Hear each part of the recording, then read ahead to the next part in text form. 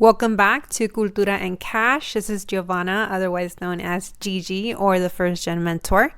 I'm a former investment professional turned financial educator, speaker, influencer, and now author of the book Cultura and Cash. On this episode, I'll be reading the introduction to my book, Cultura and Cash, Lessons from the First Gen Mentor for Managing Finances and Cultural Expectations. I hope it gives you more insight into the book, the cover topics, and most importantly, my voice, so you can make a better informed buying decision if you're on the fence about buying the book. A few comments before we get started.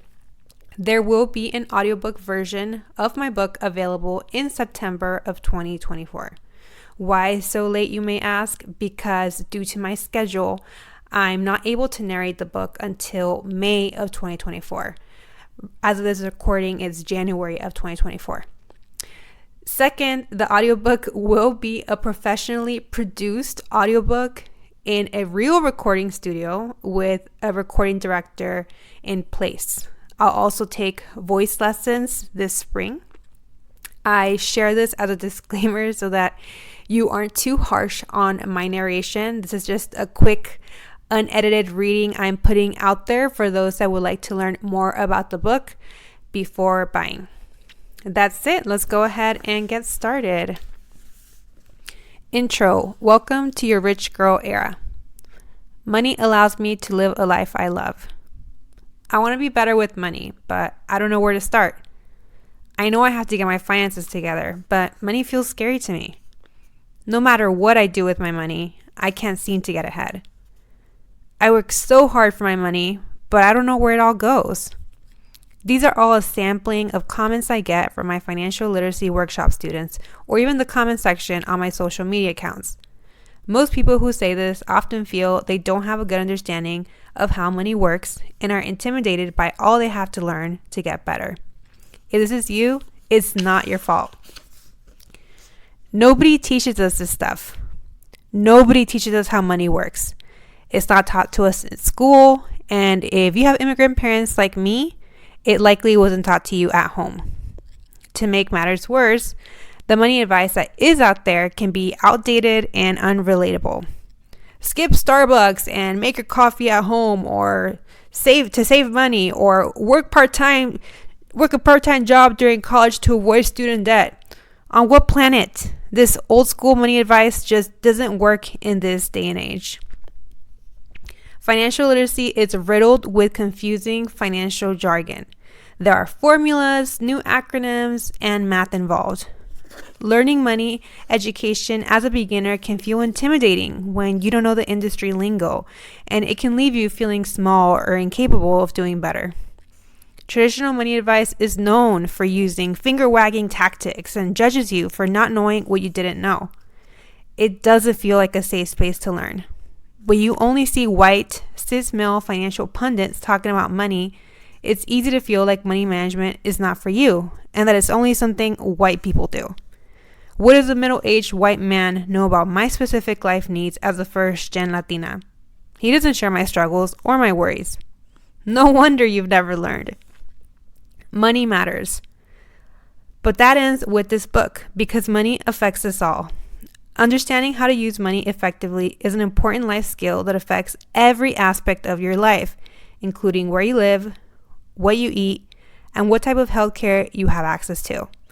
Having money allows you to show up for family and those you love when they need it. Money gives you the means to have experiences that will enrich your life and buy things that bring you joy.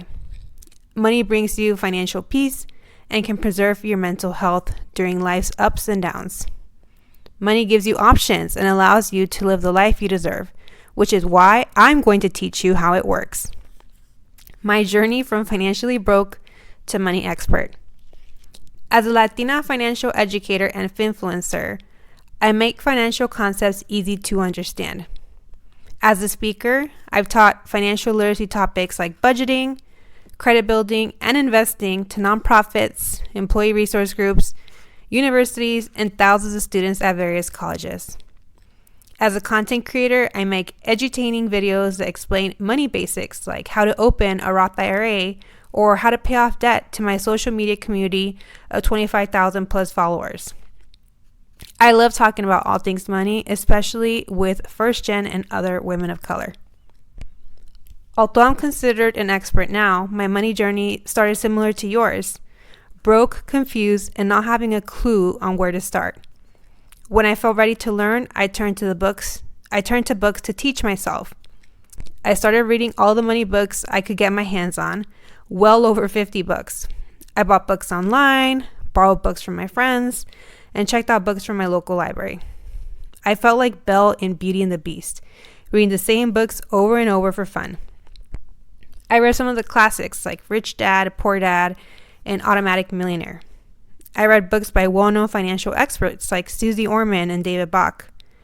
These books taught me all the fundamentals like how to budget, how to tackle debt, and start investing.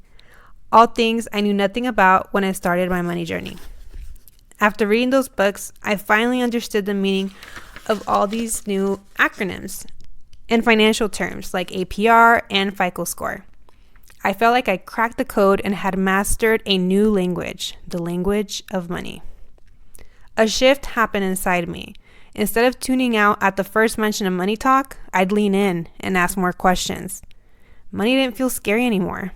It felt like something that was within my reach and available to me too.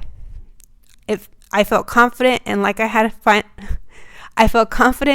finally had the knowledge and tools I needed to tackle my finances and make smarter money moves. I was eager to get off the struggle bus and transform my finances for the better.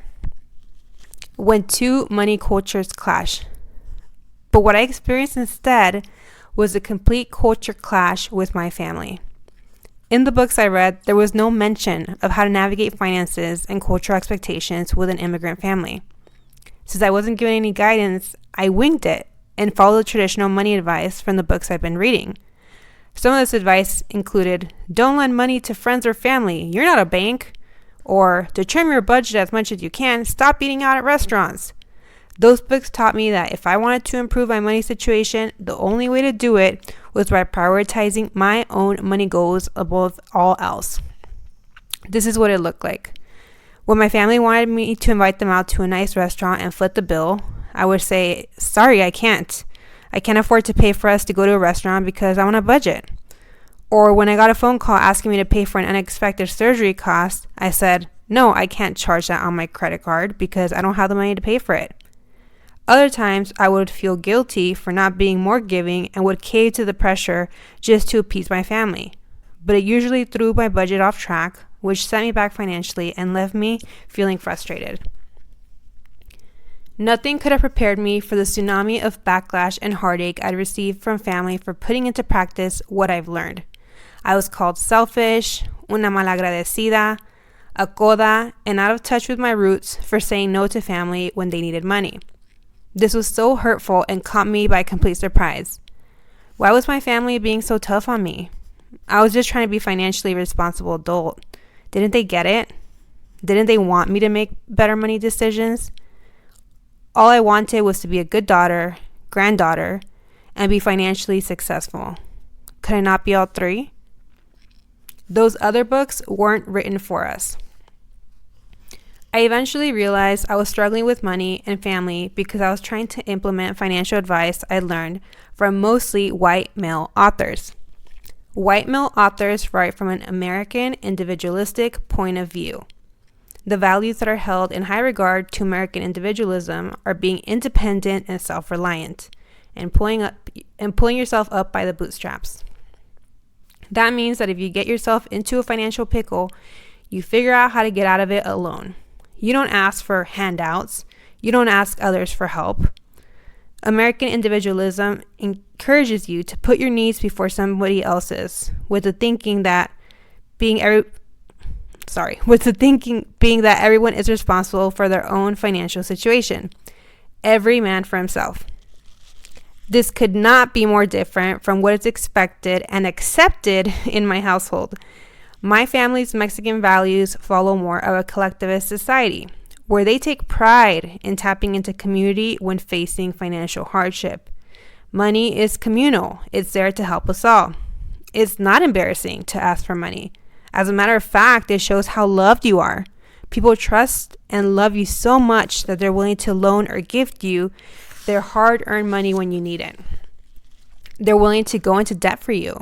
There is no bigger badge of pride. As an individual, you're expected to put your needs aside and do what's best for the group, even if it's at your expense. The group's needs are always more important than yours. No wonder I was struggling. I was navigating two completely different money cultures, a perfect example of when book smarts don't work in real life. Traditional personal finance book left me hanging. How is it possible that I had read dozens of money books and yet hadn't received any tools on how to navigate finances with my immigrant family? Why didn't they explain that different money cultures exist and that there isn't just one way to handle money? Why didn't any of those writers teach me how to budget financial support for my family, set financial boundaries, or help me plan for my parents' retirement? These are all issues that affect our community and our dinero, and I'd been left completely unprepared. Why I wrote this book. The truth is simple. White men like Dave Ramsey or Tony Robbins don't have our lived experience. They don't know what it's like to be expected to chip in money for their distant cousin's quinceañera when you can hardly afford your own rent. Nobody is hitting them up asking them to co-sign on a car loan for their uncle with no credit. They've never had to deal with any of that. These writers can't speak, teach, or write about something they haven't lived through. They simply don't have the cultural nuance or lived experience to show us how to navigate money as bicultural Latinas. The first-gen money experience is different, and I understand it. That's why I wrote Cultura and Cash. As a first-gen Latina, I've experienced firsthand the stress, pressure, and hardship that comes from handling two clashing money cultures. We are left completely on our own to manage money and debt with little to no financial knowledge. We feel the pressure of making something out of ourselves and making our family proud. We don't just go into adulthood and forget about others. We are much more family oriented. Our families are important to us, and we want to bring them with us on our financial journey. We want to uplift our parents, siblings, and any other extended family who rallied around us to help get us where we are today. For a lot of us, helping out financially is how we show respect and gratitude for those who gave us so much. But doing all this while juggling significant student debt and having no other financial support is not easy. We don't get a blueprint. We want to financially support those we love without leaving ourselves behind. This is why we need a book that addresses the unique challenges our community faces. A money book for first gen by first gen.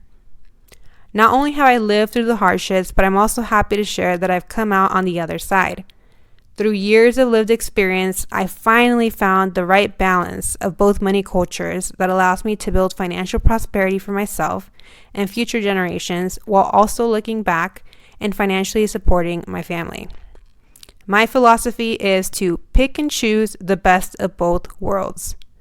Hold on to the best from the American money culture and the best from your immigrants' parents' money culture to find the balance that works well for you.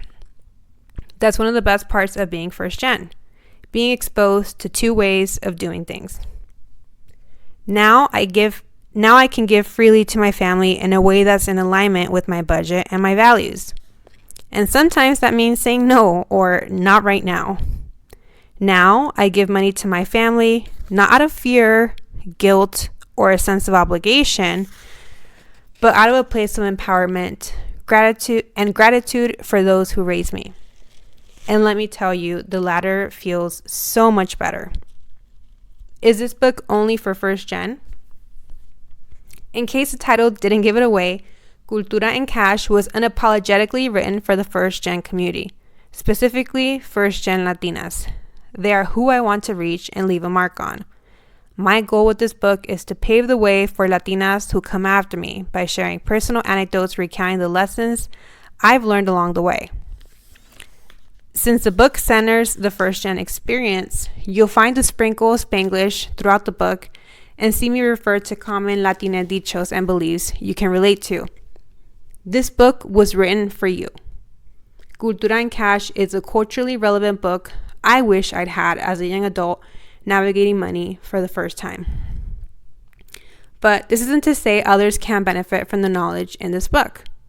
If you're a fellow woman of color but don't identify as a first-gen Latina, I see you and I am rooting for your success too. I know you will still gain a lot from the content in this book. A few years ago, I was very impacted by Minda Hart's career book, The Memo. Minda didn't write that book for me. As a Black woman, she wrote it for Black women. I know because she explicitly said it in the introduction, similar to how I'm doing now. But even though the Black and Latina experience is not the same, I still learned a lot because women of color can face similar challenges. Like the Latina community, the Black community is also known to assist family members financially through a Black tax. If you're a woman of color and the first in your family to graduate from college or earn a corporate income, you'll find we share a lot of common money struggles. And to my white allies, thank you for being here and for your willingness to learn. If your whiteness is slightly offended while reading this book, then I've done my job well, because I didn't write it for the white gaze. I hope that you can push through that discomfort and learn what first gen and other marginalized communities are up against in their money journeys. Use this information to be a better ally. And if this isn't your jam, I know of 50 other money books I can point you to. How this book is organized. Now we've covered some of the reasons why this book is needed in our first gen community. Let's talk about the layout of the content and what you can expect to learn. In Chapter 1, A Different Starting Line, we'll uncover how the first gen money experience is different from that of most Americans.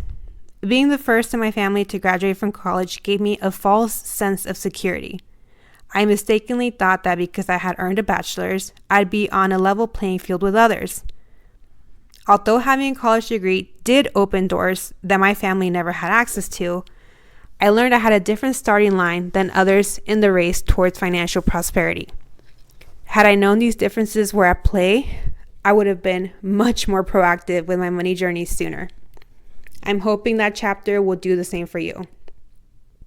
We'll compare the differences and how privilege and having immigrant roots play a role by following the money journey of 3 characters: Privileged Patty, Average Amy, and First Gen Gina.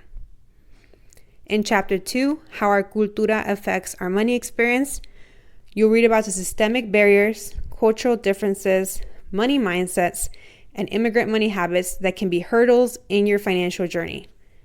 You'll also learn how our cultura and family shape how we interact with finances and the 2-step method I use to set financial boundaries. Now, I'm going to be honest. Chapter 2 may be hard for you to get through. It was hard for me to write. There is no existing money book that tackles these taboo themes as I do. But I know firsthand how powerful it can be to become more aware and bring light to some of the limiting money beliefs we have in our community. If you know me from my social media content, you'll be very familiar with my "I'm just keeping it real" attitude that you know and love. I bring that same realness to that section of the book. As you read through that chapter, I want to remind you that you are not alone. A lot of the money challenges you'll face or are currently facing are a part of the collective first-gen experience, and we'll get through this together. The first 2 chapters are focused on the unique barriers the first-gen community faces in their money journey. This is a key element that makes Cultura and Cash different from other existing money books. If you're tempted to skip these first 2 chapters, please don't.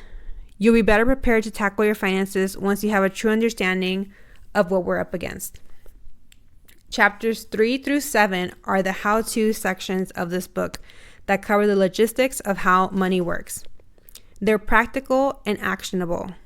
Instead of jumping straight into Roth IRAs and debt payoff strategies like most existing money books do, I'll open up each chapter with personal anecdotes of how money has positively or negatively affected my life as a young adult. Think of it as relatable money lessons with a side of chisme. In one chapter, you'll learn how money kept me trapped in a toxic job that cost my health. But in another chapter, you'll see how money gave me the confidence to leave a successful career and forge my path as an entrepreneur. How is it that money held me back in one situation, but helped me thrive in another? You see, money is neutral. It's just a tool.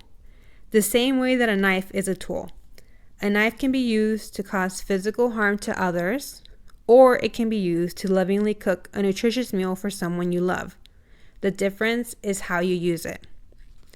When you can see the real impact money has had on someone else's life, money becomes relatable and important to you too. Learning how money works is suddenly not just some abstract concept you should learn when you have more time or when you have a bigger salary. It's something you eagerly want to learn, not to repeat those same mistakes, or something you want to master to replicate the success of others. This is why I share my great and not so great life experiences. With these real life money lessons, you'll find the motivation you need to learn how to manage your finances effectively. The first Gen 5. The content in these chapters will center around my framework, the first Gen 5. The first Gen 5 include 5 pillars: emergency funds, budgeting, debt, credit, and investing. Don't worry, I'll break down these financial concepts into easy to digest terms to help you learn and feel more confident about money. There's a lot to cover in personal finance, like home ownership, trusts and wills, insurance, crypto, and much more. All the white noise can make personal finance feel overwhelming to take in, especially when you're a beginner and didn't learn much about money at home. You may feel intimidated by all the information and decide to stick your head in the sand and avoid your finances altogether. But that's not going to help you. This book was created to inspire action. This is why I came up with the first Gen 5. I identified that these are the 5 areas that can make the most difference to first gen just getting started in their financial journey. If you follow these teachings, you'll create a solid foundation to build on, because they cover your finances from the past, in your present, and in your future. You can work on all 5 pillars at once, and rest assured you are taking a holistic approach to improving your finances. A brief overview of chapters 3 through 7. Here's a quick description of the remaining chapters. Chapter 3, Emergency Funds. Your lifeboat when shit hits the fan. Will be all about building a peace of mind fund to catch you when you fall. Chapter 4, Budgeting is your BFF. We'll teach you how to create a spending plan you're excited about and can actually stick to. Chapter 5, Debt should feel uncomfy. We'll show you how to pay off debt to free up money to use on what's important to you. Chapter 6, Credit Building. Outsmart the credit card companies. We'll demonstrate how increasing your credit score can save you money and give you more options when you need them. And Chapter 7, Investing isn't just for Patagonia vests wearing middle-aged white men. We'll teach you the basics of how to get started investing so you don't have to work until the day you die. At the end of each chapter, I'll also open thought-provoking conversations on how you can navigate these 5 areas of personal finance while managing family and cultural expectations. From how to handle loaning money to extended family, to helping your younger sibling build credit, to investing for your parents' retirement. In the final chapter, I'll summarize some of the key points of Cultura and Cash and offer guidance on how to continue your financial journey beyond this book. The power of money affirmations. A big theme of this book is improving your money mindset. Your money mindset is your thoughts and beliefs about money. It controls the way you act, behave, and spend money, which all affect your ability to meet your financial goals. To improve your finances, you have to have a positive money mindset. It's the old, do you see the glass half full or half empty analogy. When it comes to money, and most things in life, it's important for you to train your mind to see the glass half full. You can get access to the best money education out there, but if you don't have the right mindset, your results will fall flat. You'll notice the beginning of every chapter starts with a money affirmation. If you already practice affirmations in your everyday life, you're in for a treat. I'll save my spiel. But if you're new to them, you may be a bit confused to see them included in a money book. What do affirmations have to do with money? I remember when I first learned about affirmations, the side eye was strong. They sounded so hokey. So I'm supposed to say things I don't believe out loud and one day they'll magically become true? Sure, Jan. But I promise you they work. Science has shown us that regular practice of affirmations can change our neural pathways and can shift the way we think and feel.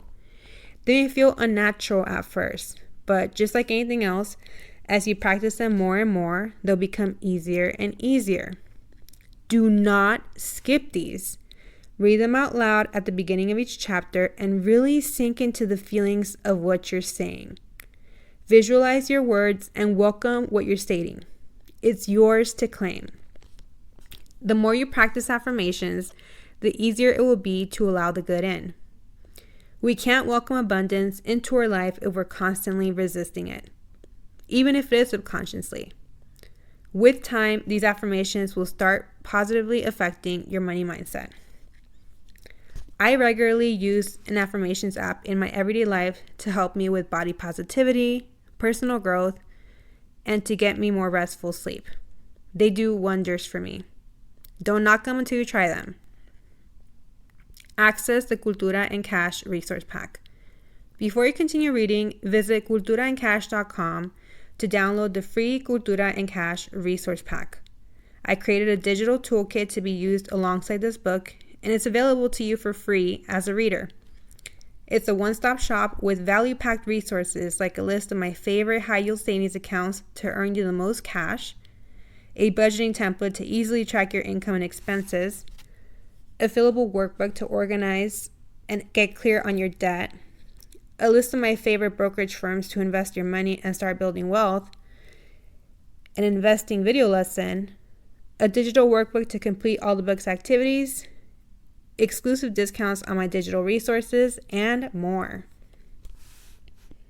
Sign-up bonuses and interest rates change frequently, and the Cultura and Cash resource pack allows me to have the most up-to-date information available to you in digital format beyond the publication of this book. I've included several reminders to access the CNC resource pack throughout this book. What you'll gain after reading this book. Imagine what it would feel like to know you have the financial security to live life more boldly. To know that money does not control you and limit you, but is a powerful tool you use to your advantage to design a life you love. What would it feel like to have the financial ability to say F you to anybody or any place that doesn't serve you? Picture a life where you have the financial means to always do what's best for you, no matter the cost. Imagine spending your money mindfully and intuitively on what's important to you and knowing it's getting you closer to your dream lifestyle. Instead of feeling overwhelmed by your debt, you'd feel confident knowing you have a plan in place to pay it off and can almost feel the sweet, sweet feeling of the hashtag debt-free life.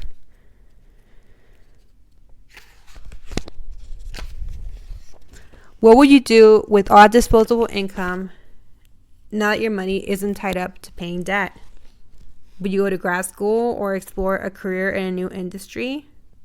Will you buy a service or a product that enhances your quality of life? How will you use it towards bigger life goals or to support those you love? In this version of you, instead of being intimidated by credit cards, you'd game the system to your benefit to help give you more flexibility when you need it most.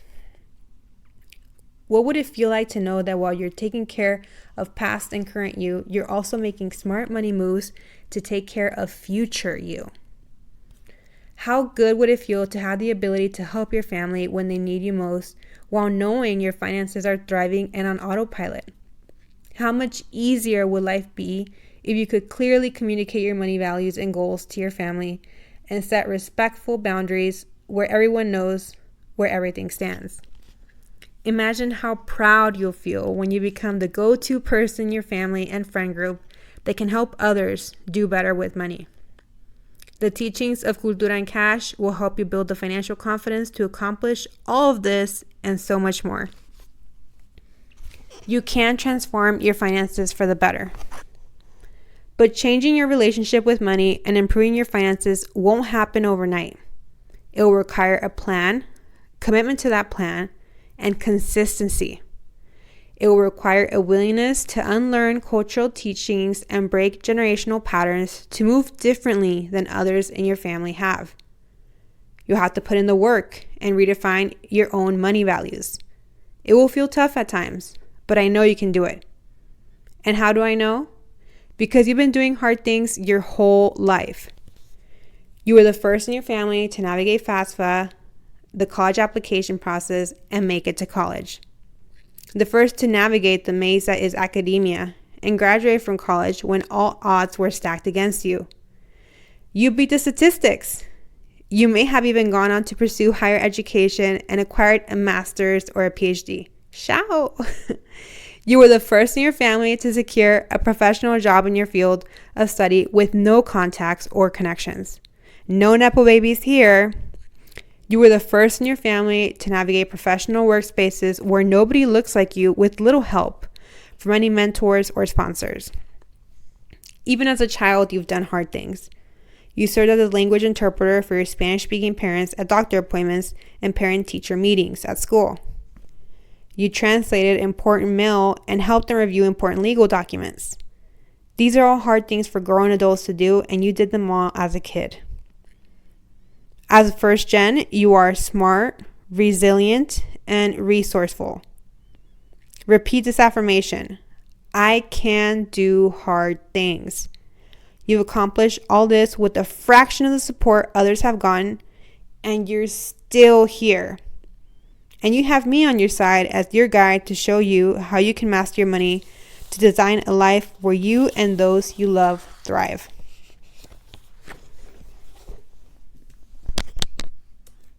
All right, that's the end of the intro. I hope you guys enjoyed that introduction.